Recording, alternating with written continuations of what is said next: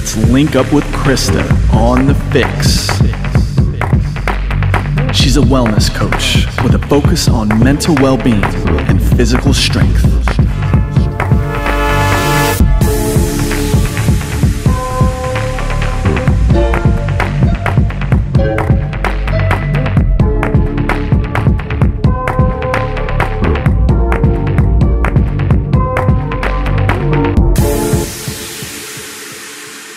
What's up, guys? It's Coach Krista coming at you with the latest episode of The FYX. And today we are linking up with owner of WTF Gym Talk, my friend Stu Brauer. Stu is a lot of things. He is a fitness business consultant, a content creator, and the owner of Urban Movement, which is a micro gym currently located in Charlotte, North Carolina. And he's actually in the process of licensing the model to expand the brand's footprint across the US. A busy dude who wears a ton of hats, but I think across the board, and hope he would agree, that to sum up who he is really an educator. This dude is well respected in the fitness industry, and he 100% deserves all of the accolades and all of the kudos because he truly provides coaching and free content that's useful and actionable, but more importantly, without any bullshit. As you'll hear on today's episode, he truly has no filter. And I know that's why we jammed and vibed so well as we talked through this entire thing. I think we went into it assuming that it would take about an hour, as my episodes roughly do. And we sat together for almost 2 and honestly could have kept talking. So normally at this point, I would kick it over to my guest and give them the floor. And I'll do that in just a few moments. But I wanted to take things in a little bit of a different direction today.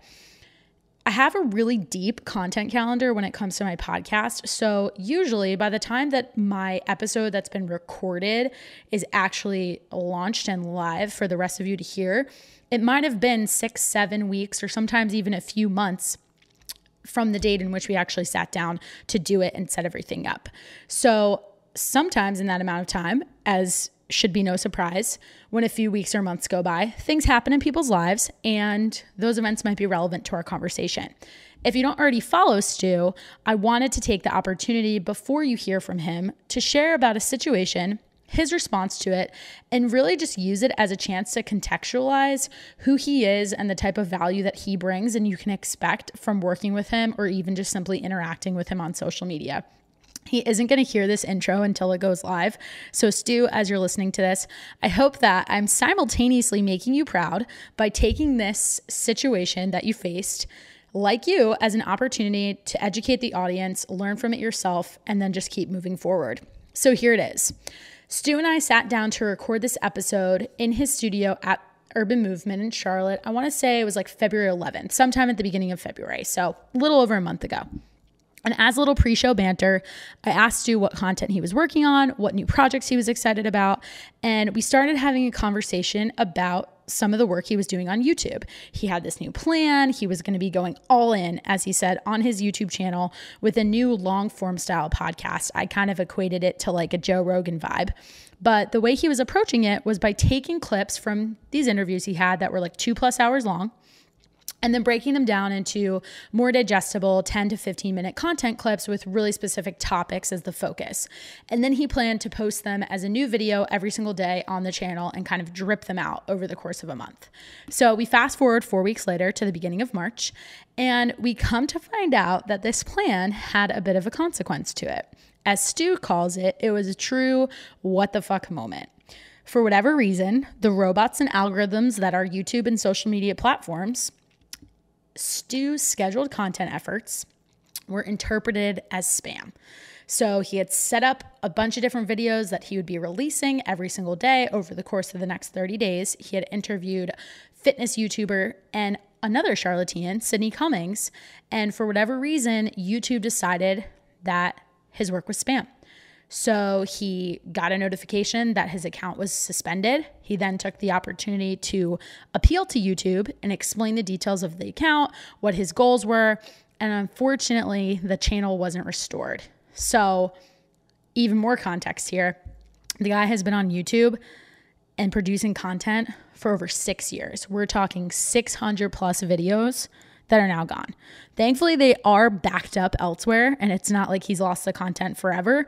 But you don't need to be a professional content creator or really have any kind of presence yourself on social media to understand just how tedious the work that he now has to do to reconfigure that sounds. I mean, think about it. He's going to be sitting there uploading thumbnails, editing descriptions, repackaging things the way he wants them to be packaged.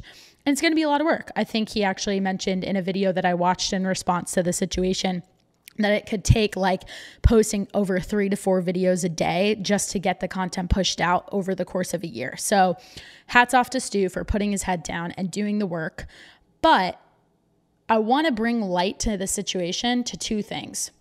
The first is why YouTube is important. And the second is how Stu responded to what happened. So for those of you who are listening to this and don't really have a background in the world of social media or marketing or using any online platform as a way to promote your business, you might not know too much about the way people who are building online brands look at YouTube. So here it is. When you are thinking about where you want all of your stuff to sit, all of your stuff, meaning all of your content, you want to think about the different ways that you can reach as many different people as possible. So when it comes to something like YouTube, having subscribers, having eyeballs on your page, posting consistent content, or, just presence out there, it's a way to drive people to your business. The same way Instagram is, the same way Facebook is, the same way your website is. But here's the kicker when it comes to YouTube. YouTube is owned by our friends at Google. So that means that your presence on YouTube is directly tied to just how searchable you are and really the visibility that you have of your brand online, because who doesn't go to Google to search for shit? So even though Stu's content lives a lot of other places, losing his YouTube channel was a big hit for really specific topic-based inquiries. Like, for example, a struggling gym owner. They might go on Google and be like, what can I do to drive additional revenue in my gym? Or how can I best pivot my gym's offerings, functionality, etc. in the context of COVID? Well, with the brand and presence that Stu had built previously on his platform, he would have been one of the first people to show up right at the top of that search inquiry. So basically, for Stu, while YouTube isn't a direct monetization platform, it is indirect in the sense that the content that he puts there then is a gateway for people to interact with him through other resources online and ultimately, hopefully, consider hiring him as a business coach. So by now, you're probably thinking in your head, if I've done a good job in painting this picture, damn, that really fucking sucks. He lost a bunch of content that he's worked hard to put together over the past 6 years, and now he's got to go back in and revive a lot of those numbers, those subscribers, all of the things that help him build his presence back up. But if you know Stu, you know that he's not the guy who's going to sit there and bitch and moan and complain about anything. And I wanted to have him on my show, honestly, for this exact reason, because I personally benefit from so much of his content on a regular basis and just his can-do attitude, his shit's hard, but guess what? This is what we signed up for. He's the type of person who truly does put his head down and do the work, and his success and track record in the fitness industry and in business in general speaks to that. As he says perfectly in a response to the situation, I highly recommend you guys go check out the first video that he posted to kind of walk through what happened. Life isn't fair and shit fucking happens. So what did Stu do? He found a learning opportunity. Like I said, he posted a video roughly 12 minutes or so as the first video back on the channel explaining what the fuck happened to What the Fuck Gym Talk. And he took it a step further by pointing out the fact that in a lot of ways, the loss of that content and the loss of the channel was a silver lining. As you'll learn from Stu in this episode, he is like just a pro when it comes to this idea of looking at the macro picture, or what he likes to call, quote unquote, zooming out and really analyzing a situation. We talk about it a couple times in our conversation, and he actually attributes so much of his business success to this skill and his ability to really like pull away from what's happening and see the bigger picture. So how did he look at it? He asked himself, am I completely ruined by losing 6 years of content? Stu says no shot. Instead, He just got the chance to test and increase his resilience, his tenacity, and his ability to get through some tough times. I mean, as Stu points out, that is the fact of the matter, that if you sign up to be an entrepreneur, you better sign up to be testing your resilience and your tenacity. If you're not built for that, then I'm not sure that you're in the right business of owning a business. So all that said, Stu's entire response to this situation is a great reminder on just mindset. Whether you're a content creator, a fitness professional, a gym owner, an entrepreneur, or even none of the above, everybody should take time to step back from any shitty situation that you go through. You guys know that I spent a lot of time talking about my experience and my personal relationships over the course of the past few years, and how in the moment it was super hard for me to step back from that shitty situation. But as I've healed from it and moved further and further away from it, I've learned how to re-enter it with this attitude of gratitude. Shit's not happening to you, it's happening for you. But the only way you can believe that is if you constantly wear those glasses and have that lens. So with that, let's kick it over to Stu and roll right into the episode. So found fitness at an early age, being a 145-pound soaking wet kid and wanting to try to get laid and play varsity lacrosse. Sure. You get into the weight room. That took me to college, got my degree in exercise phys. And when I was in college, I took a 5th year. I liked to party in college. But it was early on, I got this hot stock tip. And it was, hey, you need to check out this thing called CrossFit. And this is 2005, 2006, so 2007. It didn't have the speed. No, it was just like, what is this? But I saw it, and nobody else was really on it at scale like it is today. Okay. And so I ran with that. I even got accepted into a master's program for exercise physiology. I ditched that to move to Nashville, Tennessee, start working for a CrossFit affiliate out there. Okay. Great opportunity, but I knew I was limited. I didn't know anything about business. I'd never taken a business class in my life, but I had Did they have like the whole CrossFit certification process for coaches at the time, or Correct, was it that early? That was they did. Yeah, you had to take your level 1 in order to even open up a CrossFit affiliate. You have to take this 2-day course. So I worked for this guy. It was for $600 a month. I lived in a shithole apartment. I had to sell every guitar I owned and all my worldly possessions to even afford my first month of this apartment post-school. And really quickly, I realized I didn't know business. So I went and got a job with a local Globo gym, a Gold's Gym subsidiary. That launched me into a really cool, interesting career in the Globo Gym world, which ultimately brought me out here to Charlotte, North Carolina. I was the VP of personal training for a company. I was overseeing all their clubs in Kentucky and Charlotte.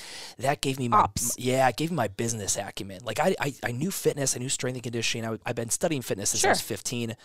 That gave me the business chops. I would have expected you to say that you were one of the people like myself who went to school for something unrelated to fitness because of how much knowledge you have. Well, so it was exercise phys and a sociology major. And but so I'm there, I'm doing the Globo Gym thing, but this entrepreneurial itch I always had. I read the book. It's probably still up here somewhere, The E-Myth Revisited by Michael Gerber. And he talks in that book about the entrepreneurial seizure, that moment when you're just like, fuck it, I'm going to do this. I don't know when I'm going to do it, but I'm going to do it. And I had mine like 6 months ago. Yeah, I highlighted it in the book. I put the date that I read it, and I kept that book. And so I started a company called ESC Mobile Fitness. I partner with local apartment complexes. That did really well. That especially in Charlotte. In Charlotte, that blew up. And you were right at what year was that? 2010. So for context, if someone's listening to this and has not been to Charlotte or hasn't seen the explosion of growth, you were there when this whole idea of like, let's build these mega apartment complexes with 400 units, and then instead of encouraging people to go to a boutique fitness studio, we'll put a decent gym in the bottom. That was it. So I contracted trainers through there. That worked out really well. That moved into an outdoor boot camp that did very well. That moved into my first brick and mortar that later became CrossFit South End. And then I rode that to an even larger 7,100 square foot facility. We were there for 8-9 years. And then at some point around 2014, 2015, I had this kind of epiphany. I no longer vibed with the status quo CrossFit brand. I wanted to create something new. I had done very well business-wise, so I bought the building that we're sitting in right now. And I said, which was a great investment. It was a great investment. And I said, I'm going to create a new model, something that Orange Theory had just really popped at the time. Something in between CrossFit and Orange Theory. I believe there's white space. More strength training than an OTF vibe. Correct. But not as intimidating and, no offense, but douchey as maybe a CrossFit vibe. And Yeah, so I created Urban Movement. We did that, and we moved in here in April 1st, 2017, and then here at the end of 2019 or 2020, we just launched our license model. So now we're licensing out the brand of Urban Movement, and we'll be opening up locations. We have applications in from Columbus, Ohio, and DC, and Raleigh, and Charlottesville, and a handful of other states. So really excited about that. And then in a simultaneous track, 2015, I pick up an iPhone, I hit record, and I start making videos just talking shit about what I did to grow my business and the things I saw and these what the fuck moments I had as a business owner. Is that how you got the name? I thought about it. Because Isaac and me shared a shithole little office for years. Isaac's my general manager, and I would just have these what the fuck moments, like any business owner has on a regular basis. And so I just started documenting my process to going through those what the fuck moments in the fitness industry. Okay. And that became my full-time job. And around 2015, I started consulting with other gyms, creating content partnerships, and that's been the full-time job. So I've got that. WTF is my gig, and then I have an amazing team here at Urban Movement that's helping me grow it through a license model. That's fantastic. I have so many questions just out of that. So plenty to work with for the rest of the show. But before we do, as I mentioned before we hit the record button, I ask everybody, what's your go-to coffee order? You a caffeine guy? I'm a caffeine guy. Okay. So first thing in the morning, it's just going to be a standard drip or pour over. You make it at home, or you go buy it? I'll go and make it over. I learned how to do pour over with my Chemex during the COVID. Nice. Like that was my one of my pandemic projects. Hobbies. Yep. Yeah. Pandemic project. Yep. With a little bit of almond milk. But if it's like that 4 o'clock coffee where I'm exhausted, I need a red. I go red eye. Okay. Yep. I'm a big espresso drinker myself. But okay, so let's start. I'm going to jump around a little bit. You had a very seemingly steady path in terms of like finding the next job that led to the next promotion, which I think can be hard in this world. I think a lot of trainers can get stuck where they become a coach and then it's kind of like, well, it seems like my only other option right now is to own something, and I'm not in a position to do that because I can't afford it. Sure. How did your realization that you needed more business acumen really play into that? Because from what I heard, from what you just said, I think the decision for you to take more of the Globo Gym job really changed a lot of what you wound up doing. I attribute it to, it was like going to business boot camp for 2.5 years. And it gave me, it's why I was able to show up in Charlotte. And I don't mean this in a super cocky way. I opened up the smallest CrossFit affiliate in Charlotte, North Carolina, 1,800 square feet. Okay. Wow, that's tiny. Within 2 years, we had one of the largest. And again, while CrossFit is an affiliate license model, so there's no shared numbers, I would have bet we probably had one of the larger membership bases, and our profit margin was very healthy. We grew a great business, and I give all the credit of that to the mentors and the people I had in the Globo Gym world. Okay. I would say someone looking to come out with fitness, you have a couple paths you take, and most people in college level, they're like, well, I'm going to go maybe be a strength and conditioning coach. Exactly. That's what I want. Especially if they did the traditional route of like majoring in exercise, physiology, any kind. Yeah, of course. So I think you do that route, you just understand you're going to move around a lot. The second the head coach gets hacked, you're gone as well. Right. And that's just a tumultuous kind of gig. And athletes, especially high-level ones, when you actually get to start working with them, are the hardest to train. I'm sure. And your job is no longer fun, because your job is no longer actually to make high-level athletes faster, bigger, stronger. That's not your job. It's just keep them don't get them injured. To play. Yes, right. Don't get them injured. So now you're you don't get that excitement like in your head, like I'm going to create this amazing program to get his vert higher. Like, no, you're not. Just make sure this fucker doesn't get hurt.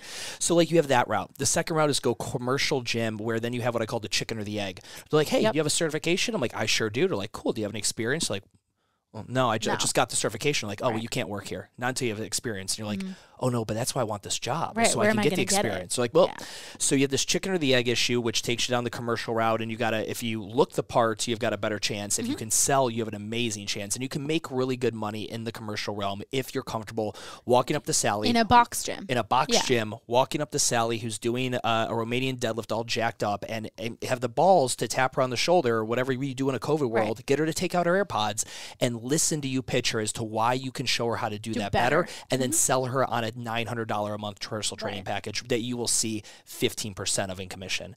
Is that where you started? Yes.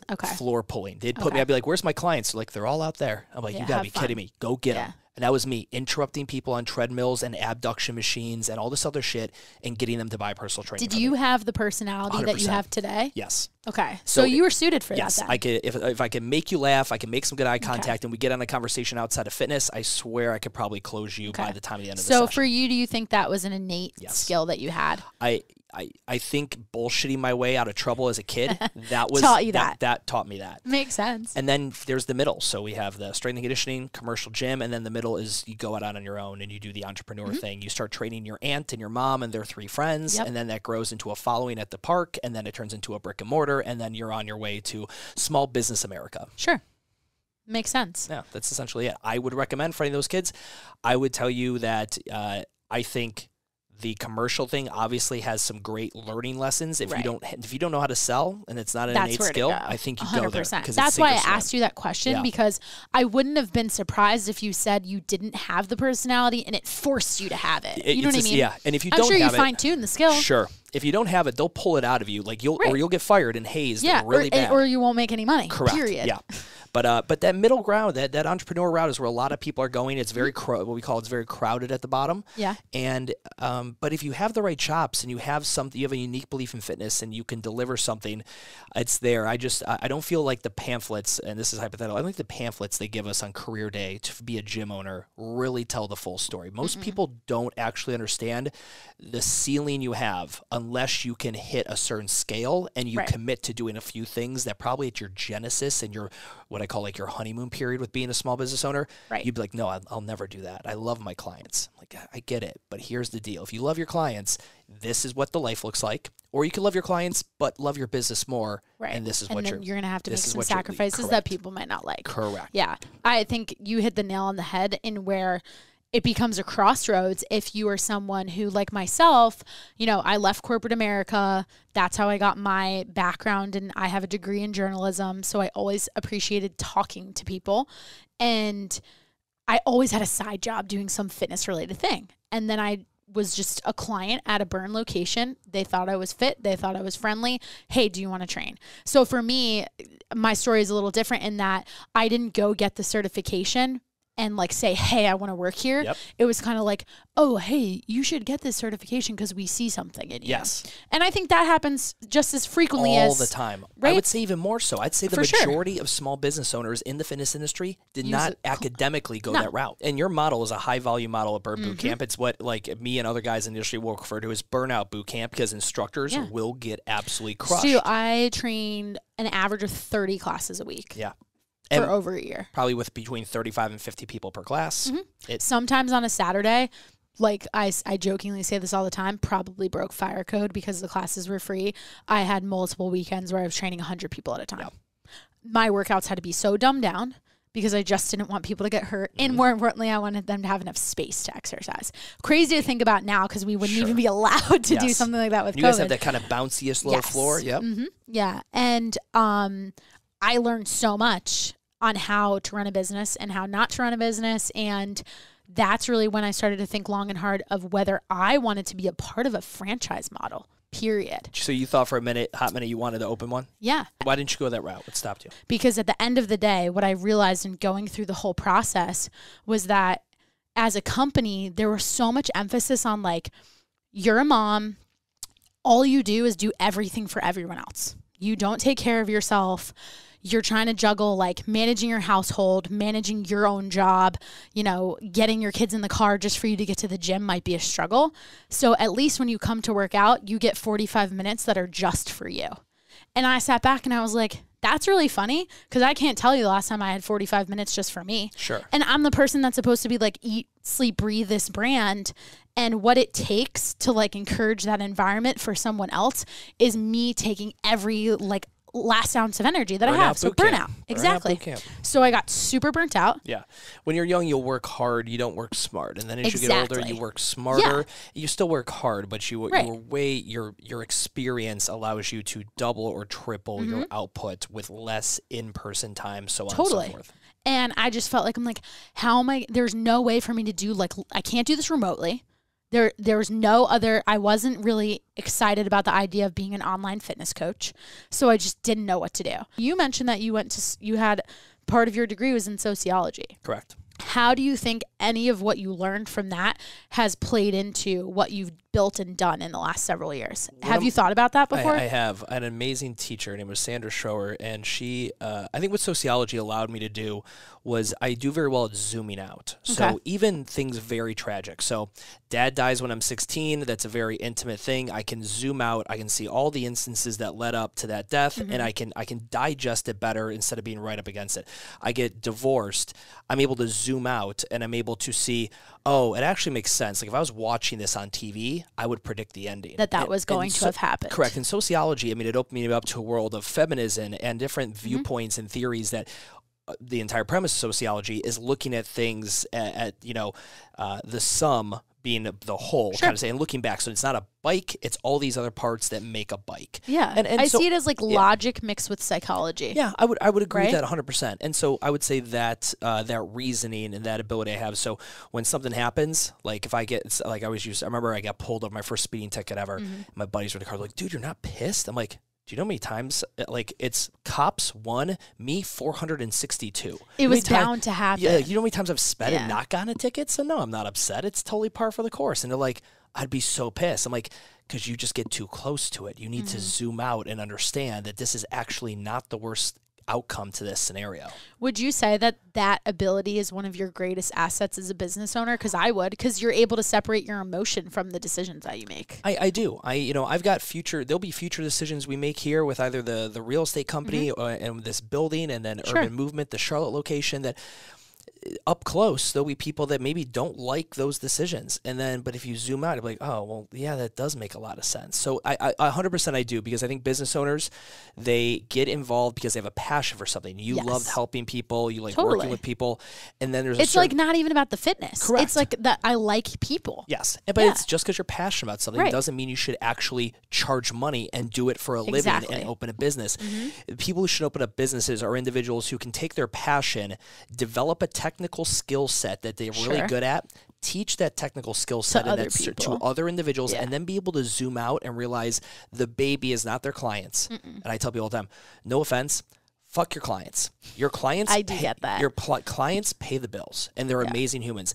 You will go in and out of their lives, and they'll come in and out of yours. Right. It's transactional. It's like, no, my clients are like my best friend. And it's a technician who misrepresents the relationship. When the customer comes into the bake shop, the coffee shop, the gym, they didn't come in looking for a friend. They came in looking for a transactional, a product or service. So the root of your relationship is always going to be transactional. And then it's generally one or the other, maybe sometimes both, the customer and the provider of the service or product develop a secondary relationship on top. They're friends. They hang out on the weekends. Their kids play together. And now it's messy and blended. Which came first, the chicken or the egg? And it always needs to go back to your obligation is always to treat the relationship as transactional. And then if you have moments and flares of sociality, to hanging out with people and doing all that stuff, and you go to weddings with them, or your brothers start hanging out together, like whatever the fuck that happens, that's great. But at the base of it, it's always transactional. It's the gym owner who, when someone cancels the gym, they get so butthurt. They get so butthurt. It's like, and that's what I saw every month. And I will say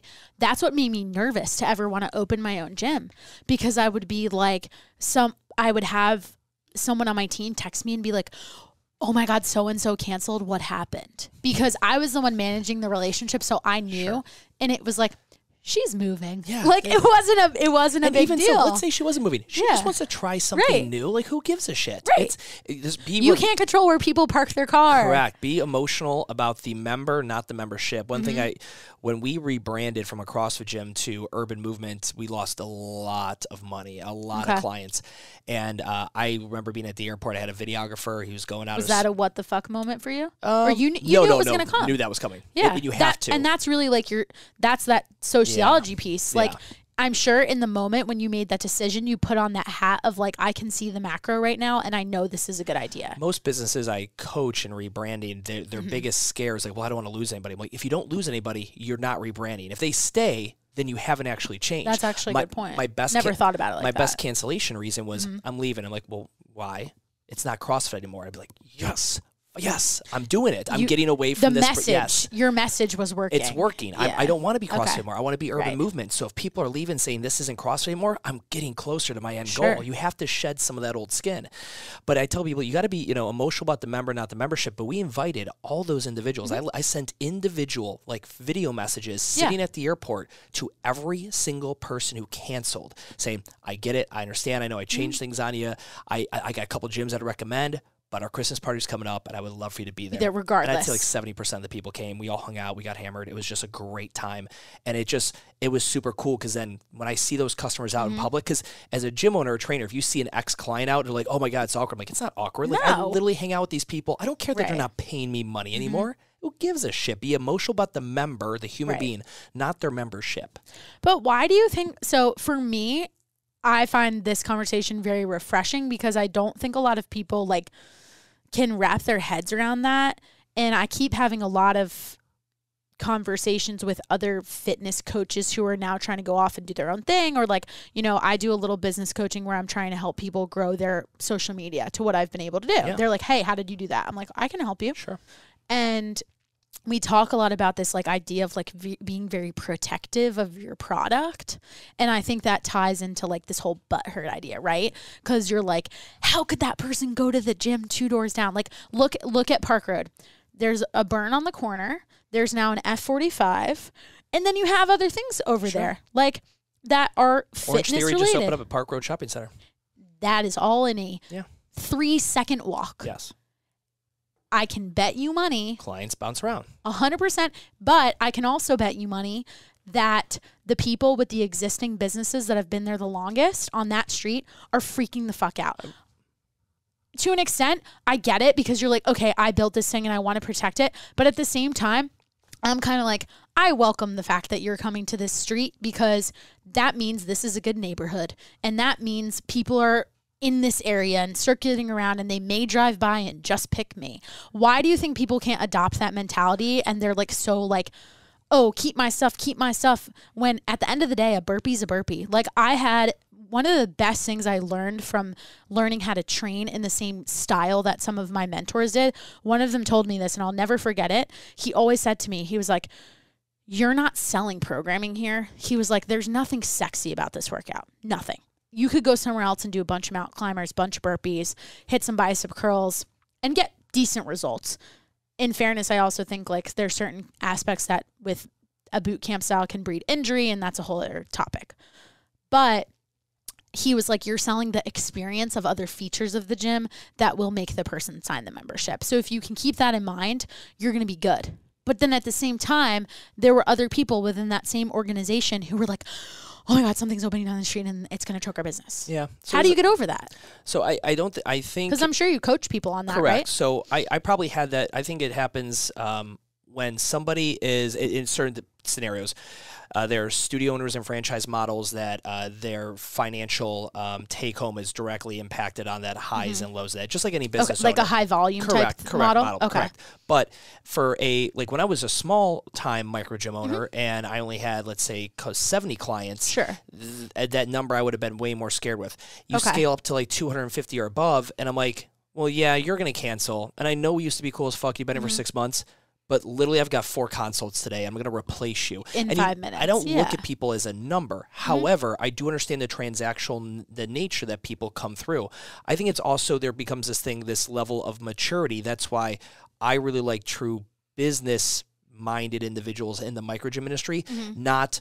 I found fitness. I fell in love with fitness. I coach fitness. I took a weekend cert and became a fitness professional. And now my members are my friends. When I hear someone say the community is everything, right, I'm like, bro. That's one of the best lessons that I've taken from your podcasts, because a lot of the organizations that I've worked at use one of their value props as community. And you said it so well.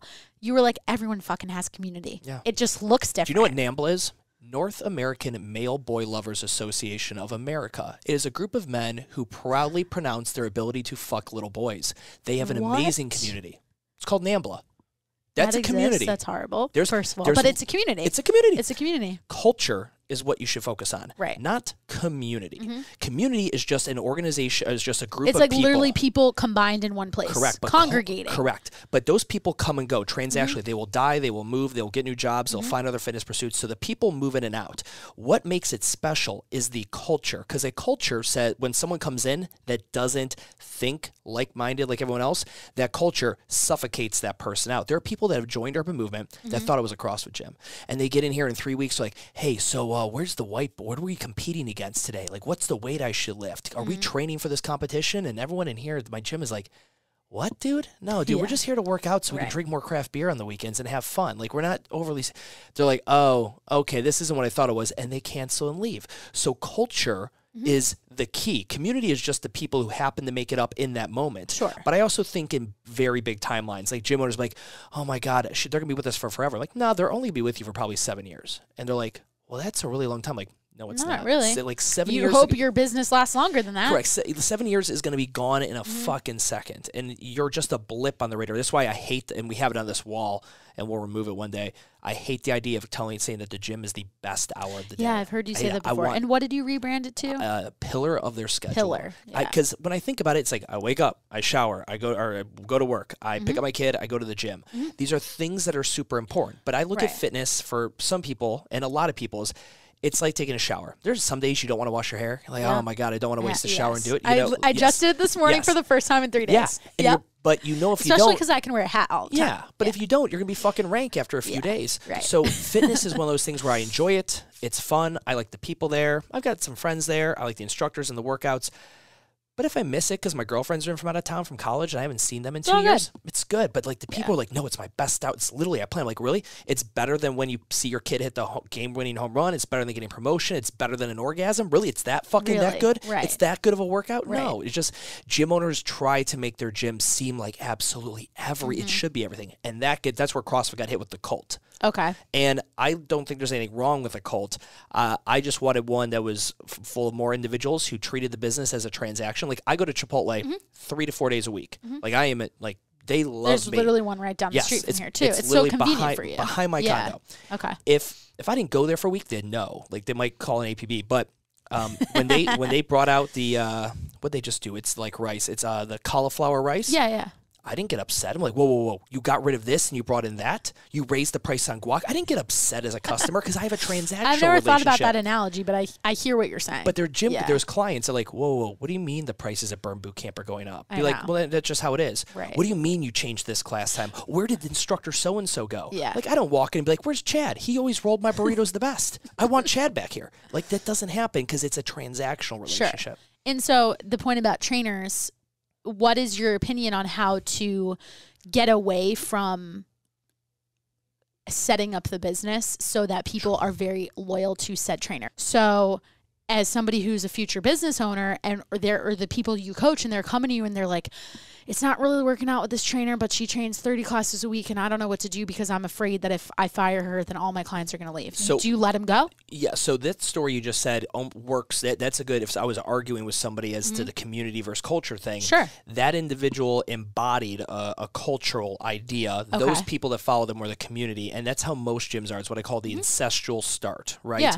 You kind of spawned off this version of your parent company. That's how these franchises have even grown. Correct. So for that individual, you're scared of pissing off a trainer because they're going to move and you're going to lose your thing. As a business, you now have to understand, oh, crap, my customers aren't loyal to my brand. They're loyal to my instructors. It's what I call the celebrity trainer model. I did an entire expose. I always say, like, people follow trainers, not gyms. Correct, yeah. And well, in Soul Cycle, I did a whole piece on them with this, is they had that same thing. Their trainers were just complete celebrities, glorified, the whole deal. And here's the issue with that. The best way to get trainers to understand, to not get too emotional and to see it as transaction is to train them, not as trainers, because no offense, and I am in this profession, to coach 50 people, to coach 24 people. It doesn't take a lot of skill. No, it really doesn't. And it's not a high skill labor. And most fitness, like, oh my God, no, like, listen, dude, you used to work at Bank of America and now you're a fitness professional. It must not have been that fucking hard. No. And here's the issue is that when you start training people in business, so my GM is like a mini me. She is, if I died today, Sarah could go ahead and she could run my entire location because she has the business acumen that I do. And by training them in business, it doesn't make them more cold. It doesn't make them bad people, but it does allow them to be more transactional in a business. Because the key with business, this is a truth. Your goal is to make as much money for as little cost as possible to generate profit. Now, you can do it ethically, unethically. There's multiple ways to do this, but that is the goal of business, is to drive a profit. And there's certain things you have to do. You might have to cut that coach. You might have to change the schedule. You might have to raise prices. And there's other things you should do. You should update the paint. You should make the facility really nice. You should give cold, tea tree soaked towels at the end of the workout, whatever the fuck it may be. Sell water bottles. Sell all that. But I mean, it's one of these things to make trainers less romantic about their relationship with clients. Educate them more in business. And I don't think that will decrease the level of quality coaching that they deliver, but it will allow them to have better relationships with their management. And I try to talk, when I talk to corporations on this, you guys need to stop keeping your trainers in the dark with the numbers. Bring them in, explain how much money it's making, talk about the challenges. That was why I left, because I knew just enough to know what we were making because it affected my salary. Because I got half my paycheck was commission. So I knew that if I worked harder, I drove that number up. But I didn't know, what does this expense cost? What does this... You don't know if the owner had a $600,000 loan they were also paying on to get that location up and going. And if you had just told me that, I bet I would have had a different perspective on why you made decisions you did, and maybe even why there were days where you were super fucking frustrated and you took it out on me and it had nothing to do with me. That's again, it was just communication. It is. 100,000%. It really is. So how do you at Urban Movement instill that in your coaches? You brought up Sarah. How was that? Did you see that in her as a skill that she kind of had and you just brought it out more and nurtured it? Or even with Deuce? What does that look like for 2011, Isaac comes on as a client. She instantly turns into the first employee, and she's going to be the head of our operations for licensing. Deuce will be the head of program development and trainers for the license model. I kept them very, very close. They know the numbers. They know the numbers better than I do on a daily, weekly, monthly basis. Obviously, with me and WTF, I mean, they hear it, they consume it. They're constantly in a learning phase. I incorporate them into the content.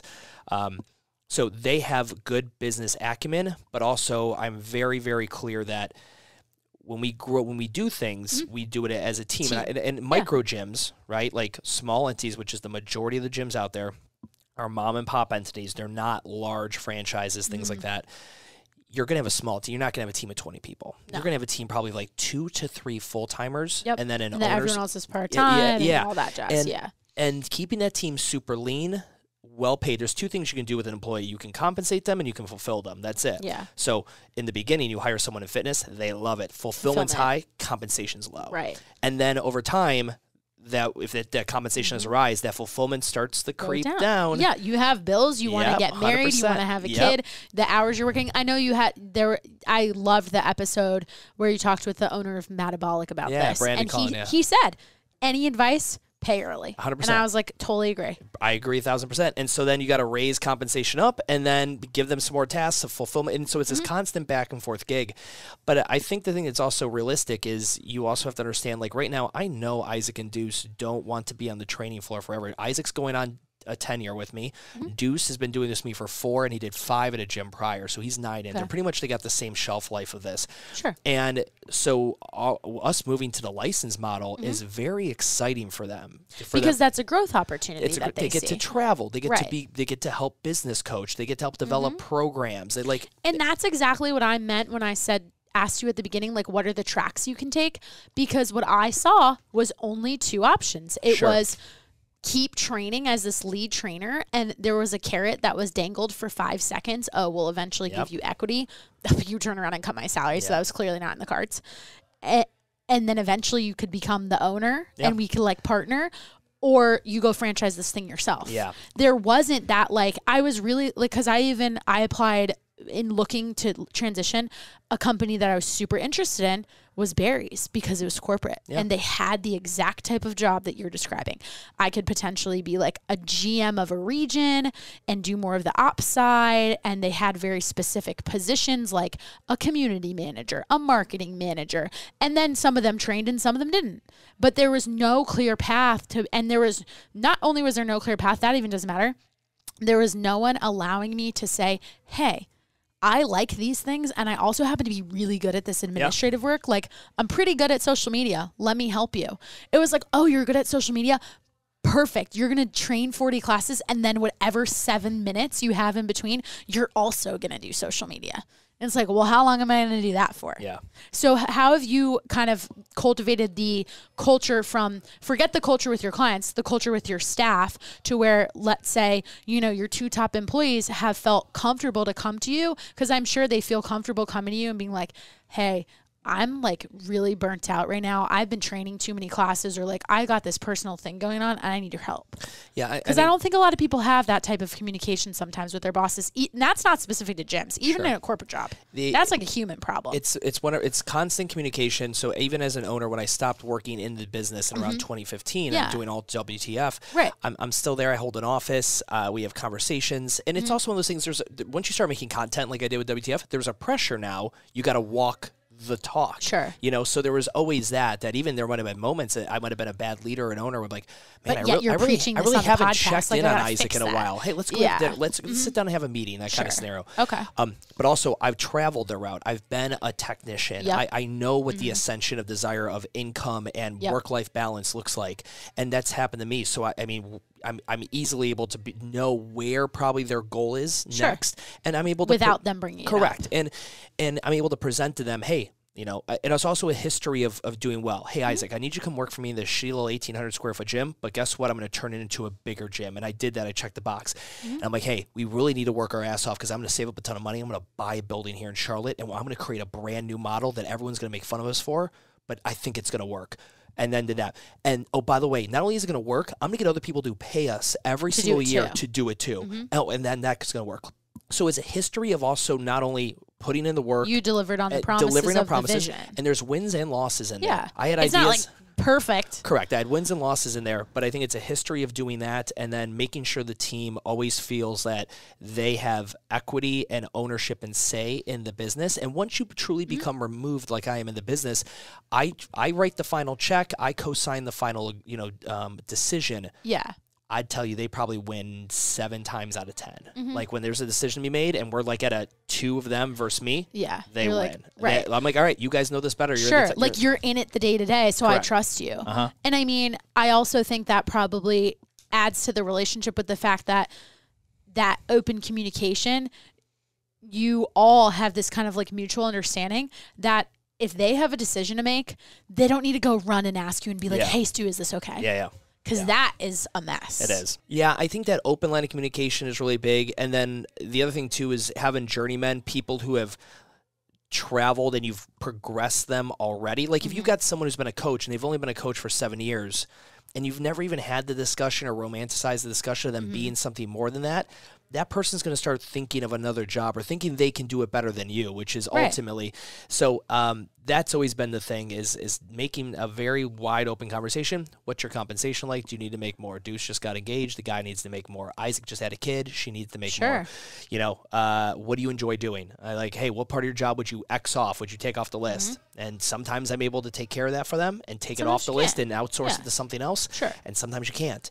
But that's the nature of it. But it is very difficult. HR for every successful business is always the most difficult department because humans are the most complex things to manage. Right, exactly. Yeah.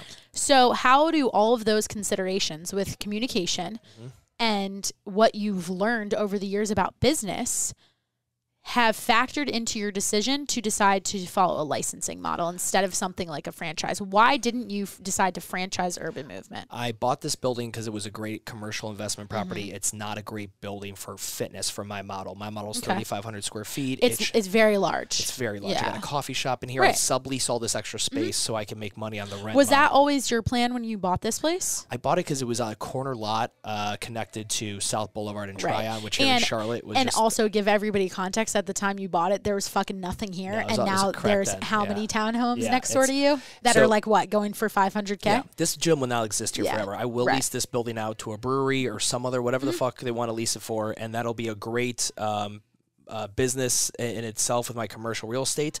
And then the goal was to always replicate Urban because I truly believe it's a great white space model like Metabolic that plays in the middle of cardio boutique and CrossFit. Totally. Franchising was what we were going to do pre-COVID.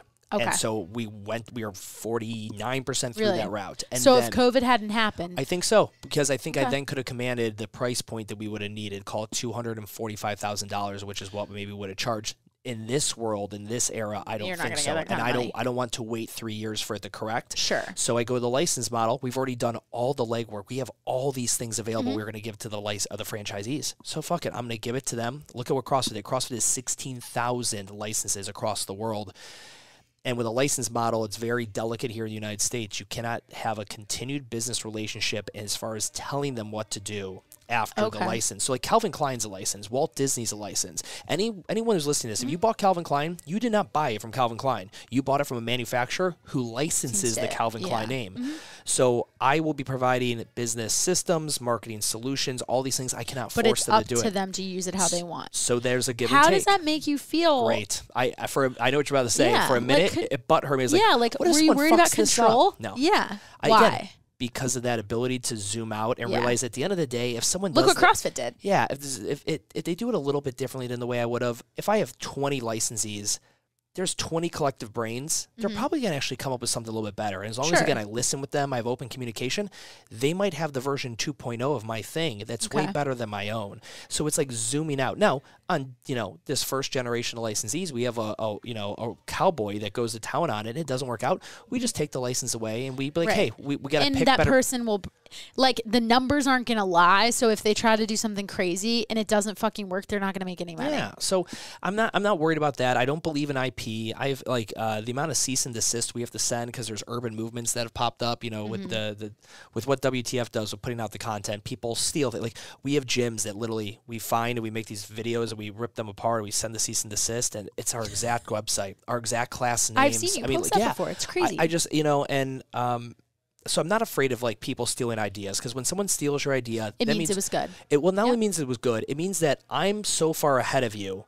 You're just trying to catch up because you're stealing an idea I had in 1.0, bro. I'm already on 3.0, and I just haven't even advertised it yet. Yeah, and so I'll just wait until you steal that. You're just constantly having to wait for me to spoon feed you, which means you're never going to win by default. And the other thing too is, especially in my world, no CrossFit gym. I've had CrossFit gyms try stealing this idea, and almost go out of business because they're like, everybody hated it. I'm like, yeah, because you have CrossFit clients. Did you miss that chapter I talked about where I lost 40, 50 clients overnight, and I had to bleed all those people for 3 years, and I had to go profitless for quarters on end? You missed that chapter. You thought he just woke up one morning, take the vowels out of movement and hang a bunch of rings and do all this, and you're going to make all this money? No, bro, that's not how it works. So there's those fun cautionary tales you can do as well. But no, I'm not worried about people bastardizing it. I'm looking forward to go traveling, take my daughter somewhere, go skiing or something, and be like, hey, we can go there because there's an urban movement there. That was Daddy's idea. It's not my business. I don't own that business. They just pay to be a part of the club. But I think that'll be a really cool moment. And from the flip side, when people are contacting you, potentially, they're doing these applications, they're considering licensing, I would imagine they're also looking at other opportunities, such as a franchise. Correct. What is your pitch on why, as the benefit of them becoming in a licensing model versus being a franchisee? They're getting all the support that a franchise would, because this was meant to be a franchise, but at $12,000 a year, the price of a license versus, if they want to do a metabolic or whatever, you're talking $275,000. Right. So you're getting all support of it because I put in all the work. I just don't believe that my brand can command that price point in this current state of the world. Okay. So I'm doing it in a license model. I'm going volume, kind of like a burn boot camp. You guys don't charge $300 a month like CrossFit gyms do. And you know why? It's because they have those 6-week challenges where we had goals that we tried to hit to sell 250 of those in the month of January. Our that month alone, the gross profit could have been 2 times any other month out of the year, because we were selling a couple hundred of these $99 deals, hoping to convert at least, it was you hope that if you could convert anywhere between 20 and 30% of those into a membership, you did pretty good. So we're going volume with the license model. $12,000 a year will be the price point for the first generation of licensees. Okay. It will go. Do they have to pay any kind of additional monthly royalties or things like that? They can pay it. They can pay it in full. Okay. And if they do it monthly, though, there's a finance charge. They'll be paying a little bit extra. It'll come out to they paid $14,000 over 12 months. Okay. But that's essentially it. The only thing additional they can pay for if they want individual business coaching, because again, Urban Movement cannot coach them on business. Right. They can contract with WTF. Did you have that idea when you were creating WTF? Me and Joe talk about it, that did I create CrossFit South End so that I could then create WTF, because having a successful gym gave me credibility. And then did I create WTF to get all these attention of these gym owners across the world so that I could create a movement and then have I'd love to say that entire thought process. You know, it's one of those things like you get with Joe and you smoke you a start, few, like, you get a little high all and you these start questions. pondering. Yes, I know. 100%. Every time I've had him on the phone or in person, I did a podcast with him, and the conversation went in a direction, like I freestyle, but this was the most freestyle of freestyles because I didn't expect it to go that route, and it wasn't like neither of us. It wasn't a situation where neither of us had like command of the conversation. It just was like that ping pong, and then we went down this crazy road for like 10 minutes. It's just the evolution. If you do a business really well, the next evolution, a possible is selling your experience, which is just simply consulting. Sure. And then when you've created that consulting, now you have a reputation of this guy does know what he's talking about across multiple different businesses.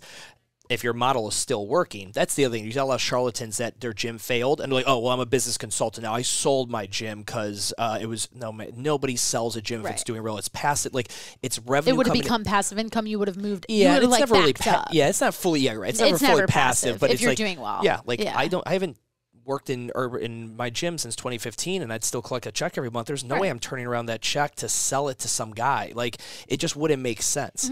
I mean, it's good. You replicate it, but you got to, and if you want other gym owners to buy it, you have to get their attention. So how do you do that? You do it by creating media. You create the WTF Gym Talk show. You create the podcast. You do all that stuff since 2015. So now we're talking 6 years of doing that. And now there's an audience. And now I throw it out there. We have 40 cities apply. Right. So it's like very much in line with the whole idea. And this was something that I learned by working at Burn, that it was a huge value from the CEO's perspective. We're not a gym. We're not a fitness franchise. We're a media company. Yeah, 100%. Totally. It just happens to sell fitness. Yeah. Like that's like the product. Just happens to be in this industry. Could have done it with brownies. More consumable and it costs less to make. So what do you, I think the biggest question I have in thinking about all the different day-to-day work that you do, and it's very apparent that you have the team in place, that you're not in a situation where you have to constantly put out fires that would happen in the middle of urban movement. COVID could be a great example. Sure. I would imagine you got a little more involved when all of that happened and you guys had to start making decisions. I fired the cleaning company. Okay. What did you do? We took our entire staff down to just those two. Okay. That's it. I mean, we had trainers outside of them. I had cleaning crew gone. We pivoted really quick. Fortunately, WTF has given me a skill set of, we have camera gear and all this stuff. So we turned on the digital really quick. Our mutual friend Joe turned out that amazing app in studio. So we literally lost 4% of people in COVID. I think actually 3%. Like 3% of membership we lost. We rented out our equipment, and we were not really hurt by COVID. I can't get PPP money this year because I didn't have a bad quarter last year. I didn't have a quarter worse than the previous year. So there's no PPP money coming, which is a good thing to have. Sure. But yeah, we were able to pivot really quick there. The team went away, but here's the thing though: when you don't have a lot of resources, you learn to be really fucking resourceful. Right. I'm not hiring anyone back. Because you've proven to yourselves now, like, we can do this with the three of us. Correct. And with our license model, like, again, I think I've said this before, this gym will not be here in some period of time. I will lease this thing out to a fucking whoever it's going to be, and me and my team are just going to run and manage a license model. And that realization, that's super hard because I've only been a gym owner for, like, the past 10 years. Right. But zooming out, that is the true and strongest business decision we could make at this moment in time. And I don't know if it's happening this year or next year or when that's going to happen, but it's definitely... Well, a lot of that has to be predicated on when you sell the building, right? Well, that's the thing. I won't sell it. I'll just lease it out. Okay. I bought this at $9 a square foot. I rent it from myself at 13, and right now I could get 25 to 27. I honestly think you could, just on the research that I'm doing for where I'm looking, I bet you could push 30. So that's, again, it's like, well, it'd be silly. Like, I've got people like, whoa. You're going to consult people on owning a gym, but you don't have a gym. Like, no, fuck face. If you don't remember, I was in a park, and then I grew into a building, and then to bigger building 2, and then the bigger building 3. That's why I said, your trajectory was almost clear in some ways, because it was like a very like linear stepping stone from like this environment to a little bigger to this, and now the offshoots of something like WTF. Yeah, and that even Tony Romo retires and he's an analyst. Even professional athletes retire and they coach. Like that thing is real. Right. Because to be in the fitness industry, you truly have to want to love a 5 to 9, kids, not 9 to 5, a 5 a.m. to 9 p.m. gig. And there's a certain age where that's just not applicable. Right. But there is a young 20-something in Columbus, Ohio, who wants an urban movement license, and he cannot wait to hear his bay doors roll up every day at 4 a.m. in the morning and crank on that music and coach people. And hopefully we have something in line where we've created a success model where a licensee can have an urban movement license, then they get the entire city. Like, they get the rights of urban movement licensees in the entire city. Okay. So they could that doesn't mean they have to go open physical gyms. They could oversee the people who do. Correct. So they could come in and be like, oh my God, Stu, I did it. I made this gym work. I'm like, cool. Well, if we've made it work based on our systems and the way you've tweaked them for your model, you now can open up a second license, and you can be the owner of that license and just finance it. Okay. And then you could hire the staff in, and it's essentially like, it kind of looks kind of pyramid-y in a way, but it would essentially be like self-franchising your own thing, because it's a low cost to get started. That's why CrossFit gyms popped up. It was $3,000 a year. Right. A year. Right. You guys, that makes a lot of sense. I spend that in marketing on Facebook per month. Right. Exactly.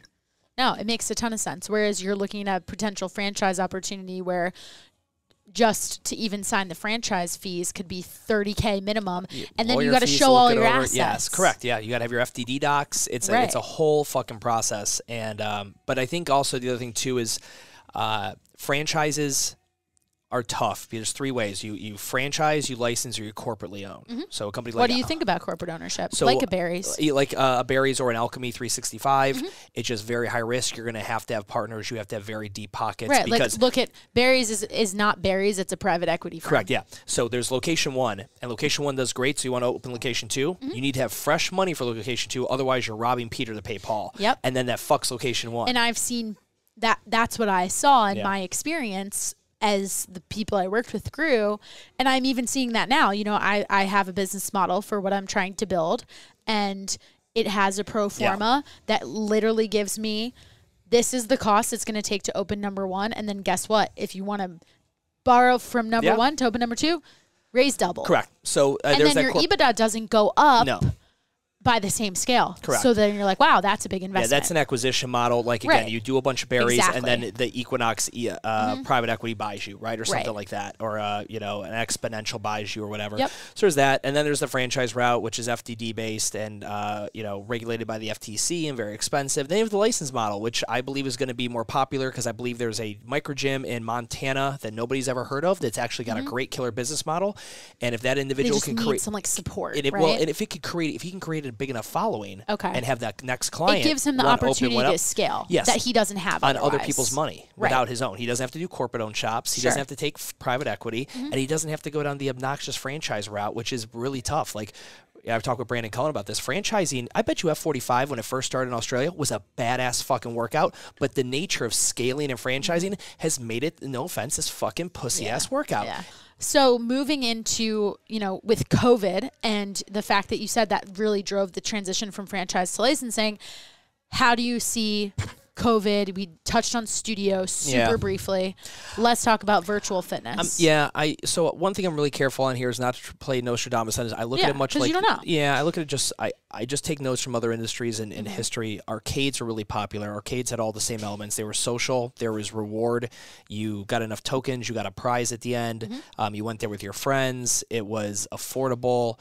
And then malls, every mall had an arcade. And if you're a product of, like, I'm an elder millennial, 1985, you remember this. And then video games came out. But when video games came out, that didn't kill arcades.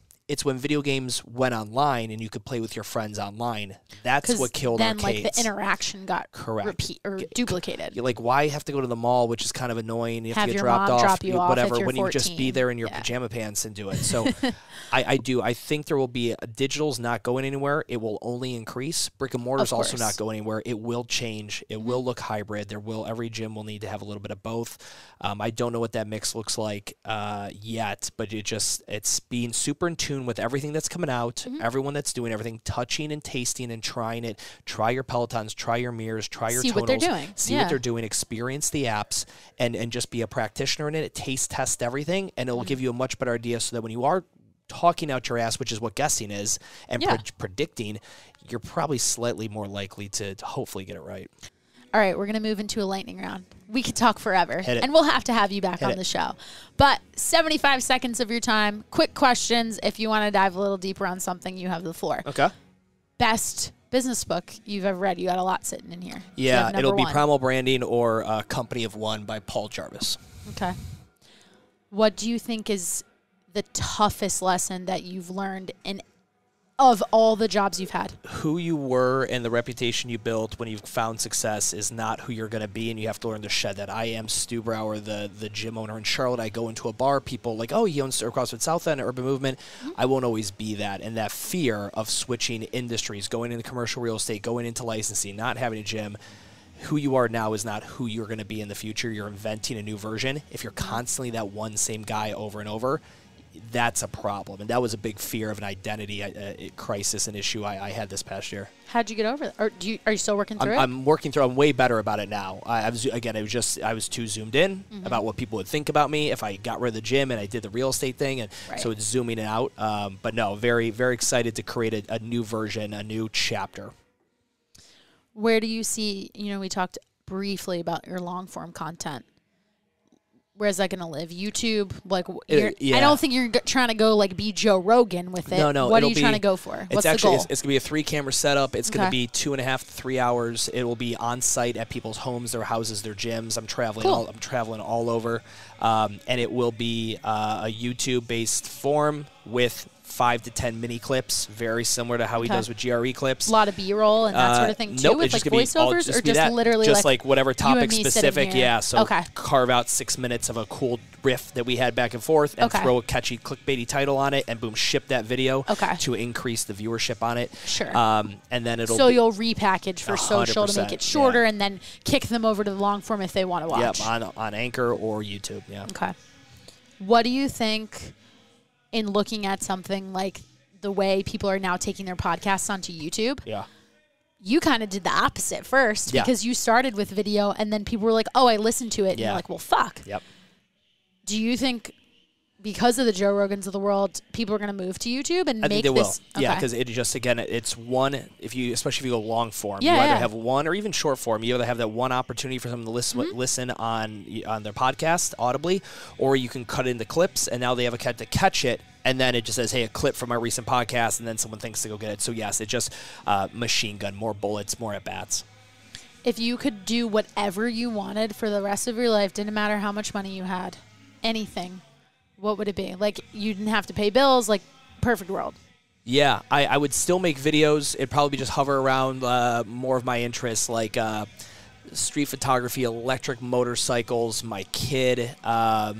It wouldn't be about fitness.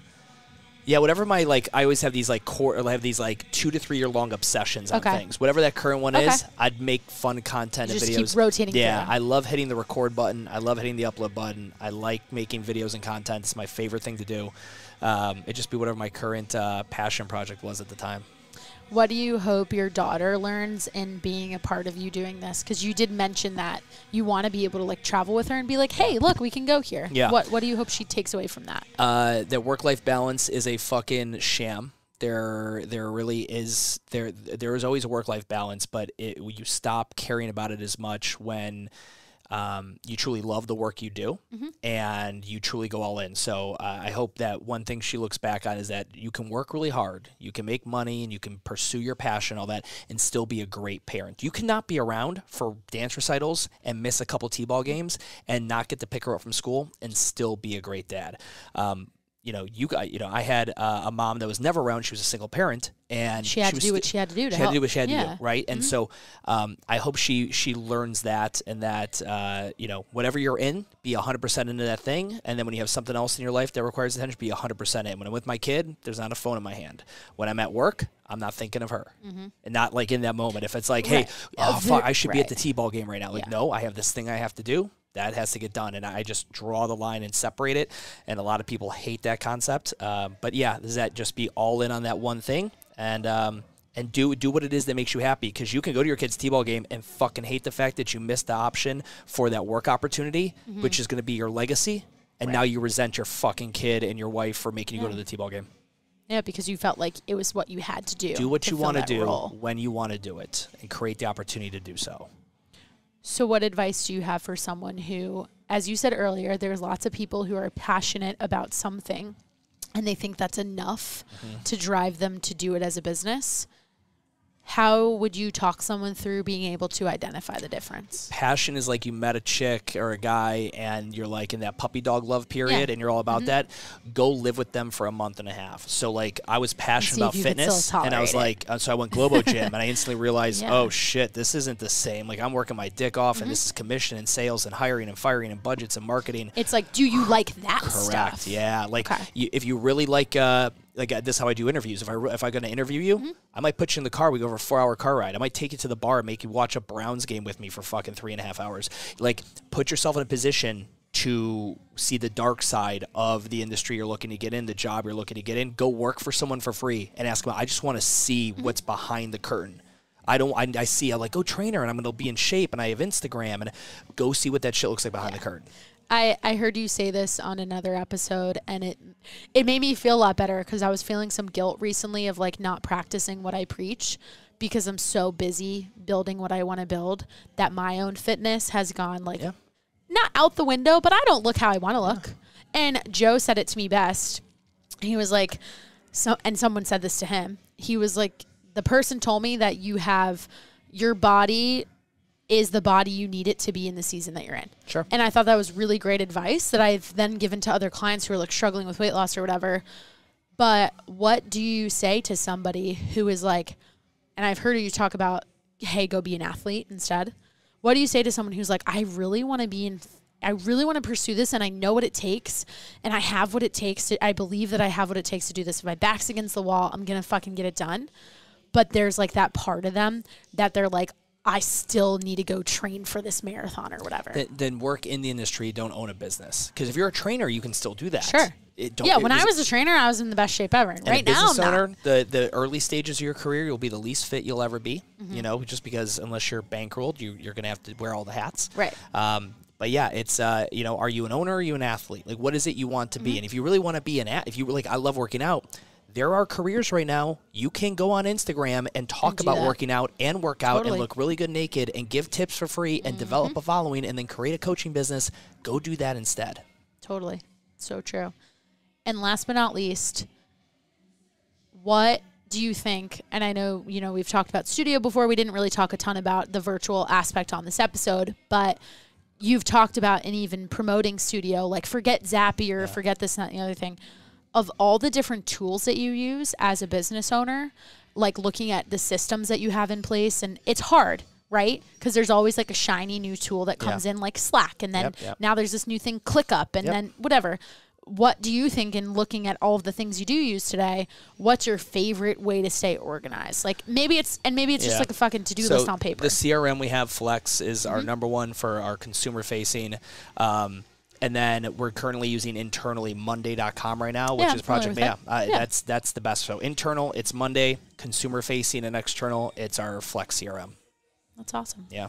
Well, I'm very excited to see your growth with the licensing model, and I got you very so much valuable information from this today. So if we need to get in touch with you, tell us where we can find you, and I will link all of it down in the show just notes. Anywhere on the YouTubes, on the Facebooks, Instagrams, LinkedIn's of the world, WTF Gym Talk. That handle was not taken, so pretty much you just put Good thing you picked it up. Put that into the internet, kids, and you'll find it. I won't lie, for a while I didn't even know your name because I recognized you as that. Yeah. So you're doing something right? That's your brand. It's literally you.